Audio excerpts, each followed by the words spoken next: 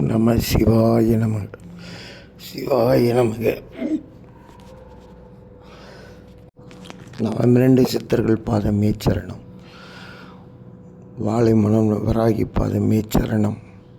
உயங்கொண்ட காளி பாதமே சரணம். நான் இப்போ பேச வர்றது 13 13/2/2026 19/2/26 மகா பிரளயமே பூமியில் ஏற்படும். மேற்கத்திய நாடுகள் அதிகமாக பாதிக்கும். தலைவருடைய பிள்ளைங்களும் அவங்களுக்கு உயிர்கண்டம் ஏற்படும். சில தலைவர்கள் நம்மளை விட்டு பிரியக்கூடிய சூழ்நிலையும் இருக்குது. அரசியலில் பெரிய பெரிய மாற்றங்கள் ஏற்படும். அதுலேயும் குறிப்பாக அமாவாசை அன்னைக்கு 16-17 பெண்களுக்கு பல இன்னல்கள் ஏற்படும். திருப்பதியில் பல பிரச்சனை நடக்கும்.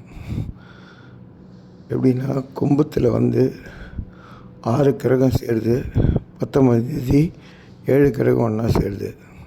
இதால் இவ்வளோ ஒரு பிரச்சனைலாம் நடக்க போகுது.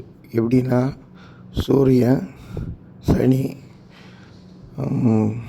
புதன், செவ்வாய், சுக்கிரன், சந்திரன், இந்த 7 கிரகமும் ஒன்றா சேரும்போது இவ்வளோ அது கும்பன்றது முழுமை பெற்ற கிரகம்.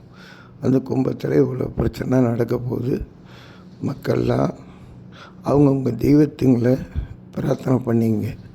ஏன்னா ஜாதி கலவரம், மத கலவரம் இப்படிலாம் கூட ஏற்படும். பெரும் நோய் ஒன்று பூமிக்குள்ளேருந்து வெளியே வரும். இப்போ பெரிய பெரிய ஈடுபாட்டுக்குள்ளே இருக்கிறதுலாம் பூமியை வெடிக்கும். பூமி அக்னி வெளியே வரும். பூமியோட கடல் சீற்றம் ஏற்படும். பெரிய அனர்த்தம்லாம் ஏற்பட போகுது. எல்லாரும் முடிஞ்செல்லாம் மதகுரு மரங்களாம் அவங்கவுங்க தெய்வத்துங்களை பிரார்த்தனை பண்ணவும், மக்கள் நலம் காக்கவும், பேரழிவுலேருந்து நமது பூமியை காக்க